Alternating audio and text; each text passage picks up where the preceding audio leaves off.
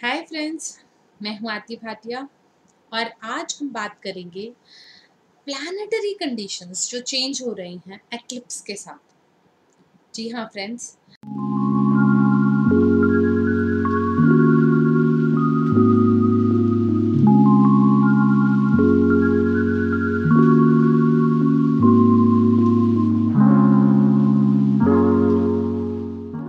एक lunar eclipse 26 मई को होने वाला है और उसी के साथ कुछ दिनों बाद ही 10 जून को सोलर एक्लिप्स होगा।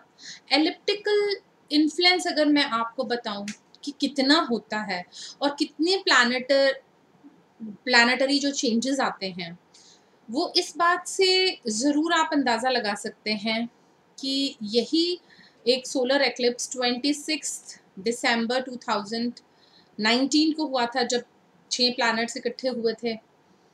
और जब वो सोलर एक्लिप्स हुआ था तो उसका इम्पैक्ट देख लीजिए, अभी तक हम झेल रहे हैं कहीं ना कहीं।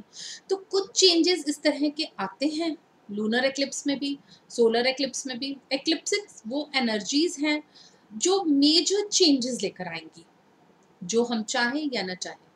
अब हमें ये भी देखना है कि हमारे सन साइन में, हमारे मून साइन में या हमारे असेंडेंट में उसका क्या इम्पैक्ट आ रहा है। आप अपना अगर आपका मून साइन है तो आप ये समझ लीजिए कि मन से या इंटरनली आपको ये इम्पैक्ट आएगा। अगर आपका असेंडेंट है तो फिजिकल एस्पेक्ट जो है वो चीज़ों का वहाँ से बदलेगा, चेंज होगा। तो अगर इस तरह से अगर हम चेंजेस देखें तो सबसे पहले मैं ये बताऊंगी कि मून जो है, क्योंकि ये लूनर एक्लिप्स है और मून कॉन्शियसनेस को प्रेजेंट करता है, हमारे इमोशंस को, हमारी फीलिंग्स को, हमें, हमारे एसेंस को, हमारे रिलेशनशिप्स को, जो हम दूसरों के साथ अटैच्ड होते हैं उसको, अगर ये सब चीज़ें मून कर रहा है रिप्रेजेंट, और वहाँ कहीं ना कहीं इलिप्टिकल एनर्जी आ रही है मून के साथ केतु की, तो कुछ चेंजेस हमारे रूट बेसिक रिलेशनशिप्स में आएंगे, बेसिक इमोशंस में, फीलिंग्स में आएंगे। देखिए, एक्लिप्स का कहीं ना कहीं मतलब ये होता है कि देखिए, केतु तो वैसे बहुत धार्मिक ही माने जाते हैं। जब हम केतु के इन्फ्लुएंस में आते हैं तो कहीं ना कहीं धर्म बढ़ना चाहिए, स्पिरिचुअल। हम रिलीजन की बात नहीं कर रहे हैं, स्पिरिचुअलिज्म जो है वो बढ़ेगा। कहीं ना कहीं लोग धार्मिक होंगे, प्रेयर्स की वैल्यू होगी, लेकिन हमारे बेसिक जो नेचर है, जो हमारी रूट थी, जिस पर हम बिलीव करते हैं, मून क्योंकि उसके इम्पैक्ट में आएगा तो शायद उस पूरी बेस को ही वो हिला दे। इस बात का हमें ध्यान रखना है कि हम कहीं अंदर से हिल तो नहीं रहे। सबसे बड़ी बात है कि मून स्कॉर्पियो में, क्योंकि ये जो ग्रहण है वो स्कॉर्पियो में होना है। स्कॉर्पियो में इस समय केतु हैं और मून भी हैं, जा रहे हैं 26 को। और इसी तरह जो बिल्कुल सामने उसी एक्सिस पर राहु है और उनके साथ सूर्य हैं, जिसके आगे जाकर 10 डेज के बाद सूर्य ग्रहण भी होना है। तो जो ये एक्सिस है टॉरस की और स्कॉर्पियो की, जो राहु और केतु की एक्सिस है, ये बहुत इंपॉर्टेंट एक्सिस है। और स्कॉर्पियो में मून का होना यानी कि moon is debilitated. Debilitated means कि नीच का होना, यानी कि उसकी पावर कम हो जाना। एक पावर कम हो रही है, एक ऊपर से अग्रसित हो रहे हैं केतु की वजह से। तो आप सोचिए कि आपके इमोशंस कितने टर्बुलेंट रहेंगे। आप चाहते हैं कोई प्रमोशन, अगर वो नहीं हुई तो आप कितने दुखी हो रहे हैं। आप कोई ऐसा रिलेशनशिप जिसमें आपने बहुत एनर्जी लगाई है वो नहीं मिल रहा, तो आपको कितना अप डाउन आप फील कर रहे हैं, या कोई ब्रेकअप के नज़दीक आ गए। तो इस तरह के जो दिल से रिलेशंस हैं, दिल से इमोशंस हैं, फीलिंग्स हैं, वो इम्पैक्ट होंगी, जिनका कि एक इम्पॉर्टेंट इफेक्ट आएगा आपके ऊपर। और आने वाले कुछ टाइम तक, एटलीस्ट 3 मंथ्स तो कहते ही हैं कि एक्लिप्स का इम्पैक्ट आता ही है। हर एक राशि, हर एक सन साइन के लिए स्टार्ट करने से पहले या असेंडेंट से स्टार्ट करने से पहले मैं ये भी आपको बताना चाहती हूँ कि ये टर्मोइल थोड़ा कम भी हो सकता है।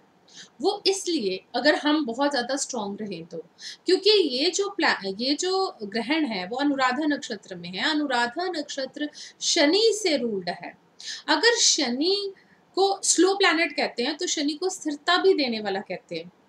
मून बहुत इमोशंस को अप डाउन करते हैं, टर्बुलेंसी दिखाते हैं, change of mood, swing of moods होते हैं। तो शनि इतनी जल्दी जल्दी नहीं होने देंगे।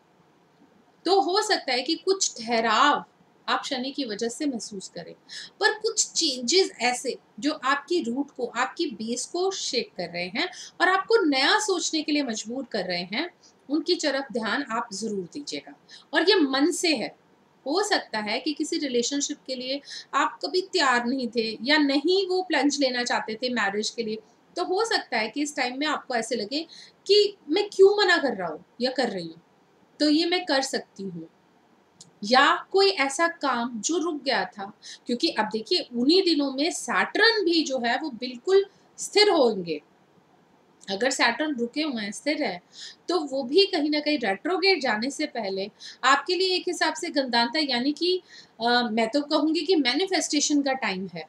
तो बहुत सोच विचार करके अपने इमोशंस को और फीलिंग्स को के बारे में सोचो कि क्या चीज़ है जो आपके इमोशंस और फीलिंग्स को जो आ रहे हैं, जो जो विचार आ रहे हैं, जो थॉट्स आ रही हैं, जो बात आपके दिमाग में आ रही है, जो आप करना चाहते हैं, उसके बारे में आपको बहुत ध्यान से सोचना चाहिए। चलिए शुरू करते हैं सभी असेंडेंट्स के लिए और सभी मून साइंस के लिए। अब मैं इसलिए और बोल रही हूँ कि चाहे आपका असेंडेंट हो, चाहे आपका मून साइन हो, ये आपको इम्पैक्ट करेगा। जैसे कि मैं हमेशा कहती आई हूँ कि मून साइन आपको अंदर से, दिल से इम्पैक्ट करेगा, और अगर आपका असेंडेंट है तो आपको एपरेंटली फिजिकली इम्पैक्ट करेगा, पर इम्पैक्ट तो दोनों ही तरह से आपको होगा। एरीज यानी कि मेष राशि वालों के लिए ये है।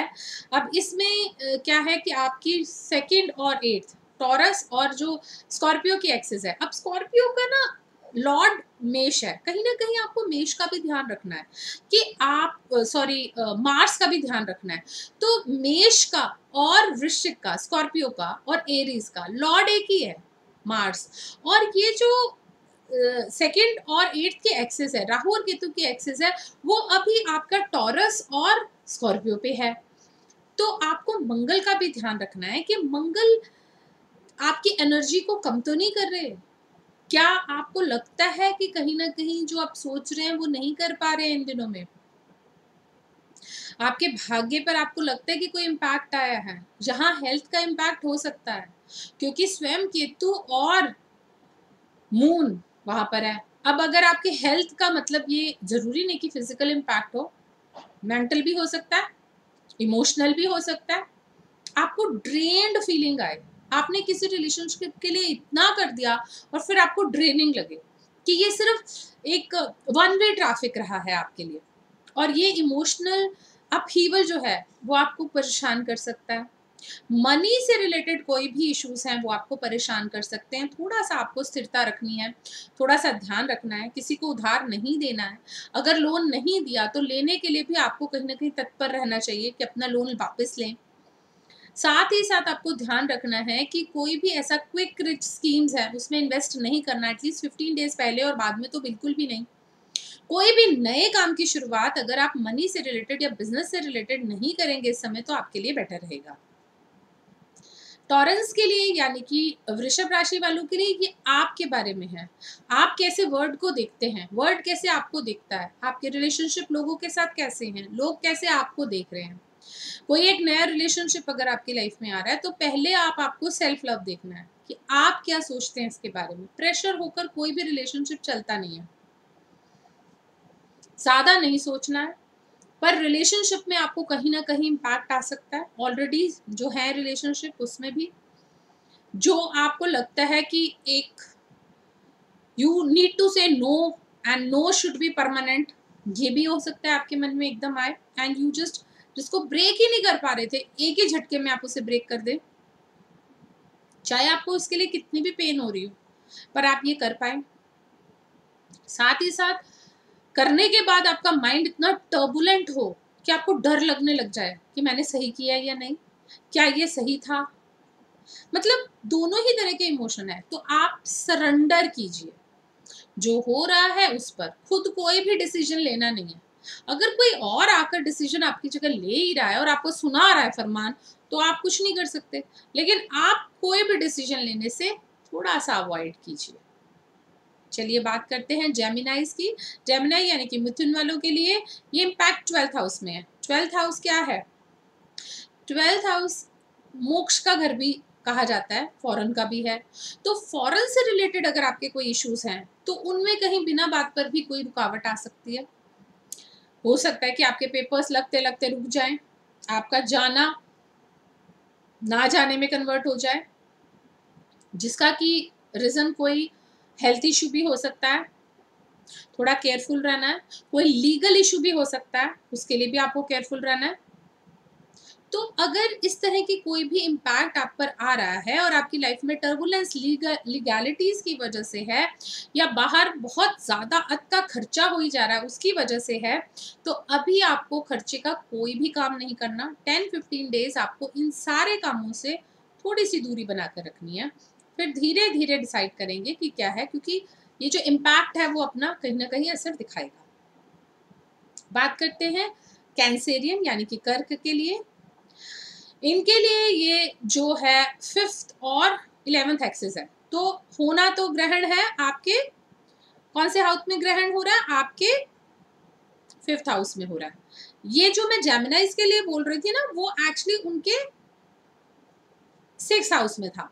तभी मैंने आपको बोला कि लीगैलिटीज से प्रॉब्लम, बाहर से प्रॉब्लम, क्योंकि सामने से देख भी रहा है ना, और कहीं ना कहीं हेल्थ से प्रॉब्लम जेमिनाइज के लिए, इसलिए मैंने ये बात बोली थी।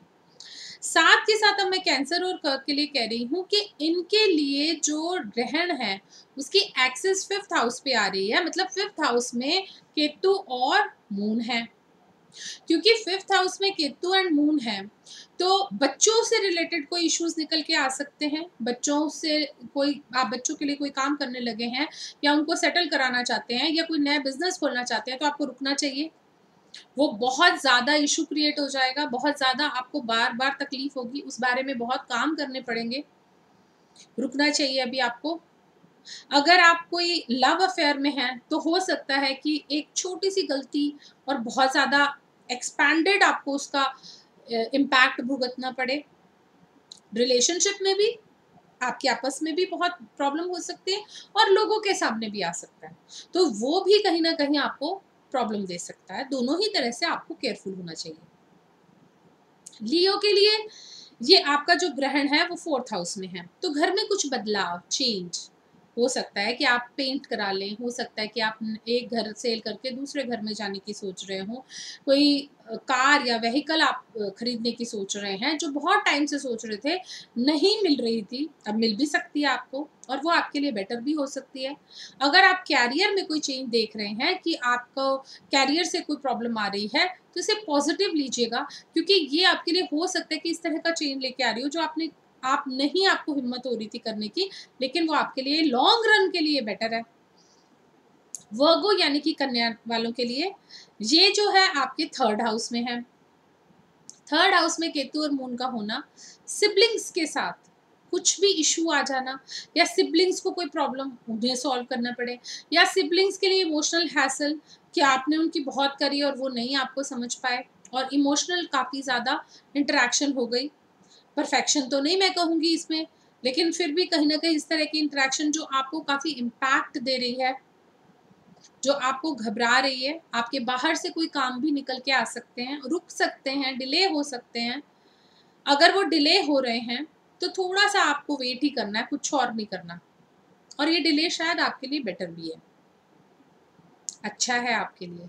लंबी दूरी की यात्रा थोड़े टाइम बाद करेंगे तो अच्छा है। बार बार अगर आपको कोई इस तरह से इंस्टिगेट कर रहा है कि आप आ जाइए, आपको आना ही पड़ेगा, कोई साइन करने कुछ है, तो आपको वेट करना है।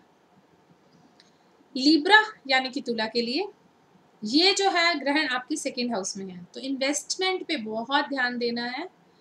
मेंटल टॉर्चर होगा, वरना मेंटली आपको ऐसे ड्रेनिंग लगेगी। आपके डिसीजंस हो सकता है कि बाद में आपको लगे कि ये मैंने कैसे डिसीजन ले लिया, ये मेरे लिए सही डिसीजन नहीं था। मनी से रिलेटेड कोई भी क्विक रिच स्कीम्स नहीं अपनानी है।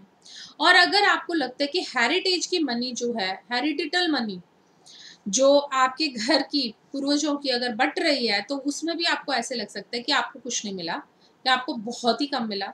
जो आप डिजर्व करते हैं, जो आपने अपने हाथ से बनाया, जो बहुत मेहनत करी, वो आपको ऐसे लग सकता है कि वो सब आपके हाथ से जा रहा है। बट अगर वो जा रहा है तो वो बेटर के लिए है। आप कोशिश कर सकते हैं कि इसे डिले कीजिए ताकि कुछ टाइम के बाद आपको जो रिजल्ट्स हैं वो थोड़े बेटर मिलेंगे। स्कॉर्पियो के लिए आपके लगन में है केतु और मून। अब देखिए, बदलाव तो है, चेंज है, आपके रिलेशनशिप में चेंज है, आपके अपने अंदर चेंज है, आपकी सोच परसिस्टेंट में चेंज है। हो सकता है कि जो आप इतने टाइम से लेजीनेस में घूम रहे थे, वो एक आपको शेकअप किया जा रहा है। आपके मन से आपको कुछ झटका मिले, जिससे आप फिर दोबारा से खड़े हो जाएं, लाइफ को दोबारा से जीने की आप में एक जेस्ट आए, मेहनत करने की जेस्ट आए, कोशिश करें कि अब और मेहनत करनी है। तो ये एक हिसाब से ट्रांसफॉर्मेशनल टाइम है, आप इसे नेगेटिव मत लीजिए, ये ट्रांसफॉर्मेशनल टाइम है जिसे हम पॉजिटिव में लेंगे। अपनी हेल्थ, अपने इमोशंस पे बहुत कंट्रोल रखना है, दूसरे को कुछ भी गलत नहीं बोलना। अगर एक से ज़्यादा रिलेशनशिप चल रहे हैं तो उन्हें एक रिलेशनशिप पर कर्व करके लेकर आना है, तो ये आपके लिए बेटर रहेगा। धनु यानी कि सेजिटेरियस के लिए ये 12th हाउस में है, 12th और 6th ऐसे, जैसे मैं आपको पहले भी बता रही थी कि जेमिनाई में भी यही है और सेजिटेरियस में भी यही है, यही एक्सेस पे है। उसका 12th और 6th था, इसका मतलब उसका 6th और 12th था, इसका 12th और 6th है, ऑलमोस्ट सेम वही एक्सेस है। बाहर से रिलेटेड प्रॉब्लम, हेल्थ की प्रॉब्लम, कोई भी कजरा, झगड़ा, बीमारी, बिना बात पे जैसे झगड़ा नहीं हो जाता, एकदम से गुस्सा आने लग जाना, एकदम से बात करते करते कुछ और सोचने लग जाना, रिलेशनशिप को खुद से ही तोड़ने की कोशिश करना, बहुत ज़्यादा बातों पर वहम हो जाना, दूसरे पर विश्वास ही नहीं करना, वो जो विश्वास ब्रेकअप होगा वो कहीं ना कहीं इम्पैक्ट करेगा। तो फ्रेंड्स, आपको थोड़ा केयरफुल होना है, अपने गुस्से पर कंट्रोल करना है, तभी बातें जो हैं वो आपकी फेवर में जाएंगी। कैप्रिकॉन यानी कि मकर के लिए ये ट्रांजिट 5th और 11th एक्सिस में है। ये कैप्रिकॉन के लिए 11th में है। कुछ ऐसे लाभ जो कभी सोचे नहीं, कुछ ऐसे गेन्स जो आपने सोचा ही नहीं कि आपको मिल जाएंगे। हो सकता है काउंसलिंग से आपको फ़ायदा होने लग जाए, हो सकता है कि आप एक की जगह एक प्लान भी आपने अपने काम के लिए स्टार्ट कर लें। कुछ भी ऐसी चीज़ जिसमें आप किसी को कुछ समझा रहे हैं, कुछ करा रहे हैं, कोई नॉलेज दे रहे हैं और उससे गेन होने लग जाए। आपके नेबर्स, आपके फ्रेंड्स, आपका सर्कल आपको प्रमोट करे किसी काम में, या आपके काम को प्रमोट कर दे जिससे आपको काफ़ी फ़ायदा हो, तो ये आपके लिए कुछ मिक्स्ड अच्छे रिजल्ट्स ही देगा। एक्वेरियस यानी कि कुंभ के लिए ये आपके कर्म भाव पर है, 10वें घर में केतु और मून का ग्रहण। केतु वहाँ पर आपको गवर्नमेंट जॉब दे सकता है, अगर अभी तक नहीं मिली है तो मिलेगी, अगर मिली हुई है तो कुछ चेंज लेकर आएगी। अगर वो चेंज है एक जगह से दूसरी जगह ट्रांसफ़र ही है, सपोज यही 15 डेज़ के अंतराल में, आगे और पहले पीछे दोनों तरफ देखकर, तो ये चेंज आपके लिए बहुत ज़रूरी था। ये इन द लॉन्ग रन आपको बहुत फ़ायदा देगा। ये एक ट्रांसफॉर्मेशन है जो आपके पर आप कितनी टर्बुलेंट फील करेंगे, आप कितने अप डाउन शेकन फील करेंगे, आपका रूट शेक हो सकता है। और मैं ये भी कहूँगी कि ये इतना इम्पैक्ट इंडिया में भी ना आए, क्योंकि इंडिया में पूरा तो दिख नहीं रहा, ये east of India, south east Asia चल रहा है, ऑस्ट्रेलिया वाली साइड।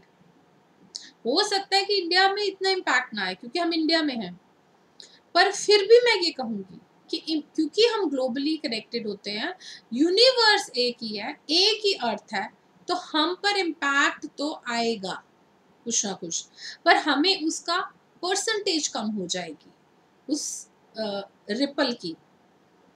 मीन और पाइसेंस के लिए ये 3rd हाउस और 9th हाउस में है।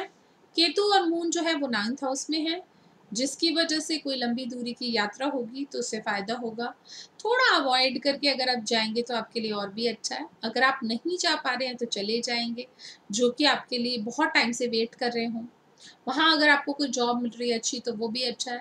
अगर वहाँ जाकर कुछ प्रॉब्लम आती है तो घबराइएगा मत, ये आपके लिए एक बहुत लॉन्ग टर्म प्लान है। यूनिवर्स का प्लान है कि जो काम रुक गए हैं रेट्रोग्रेड में, आप वो कर लीजिए, जो काम अधूरे रह गए हैं उन्हें कंप्लीट कीजिए।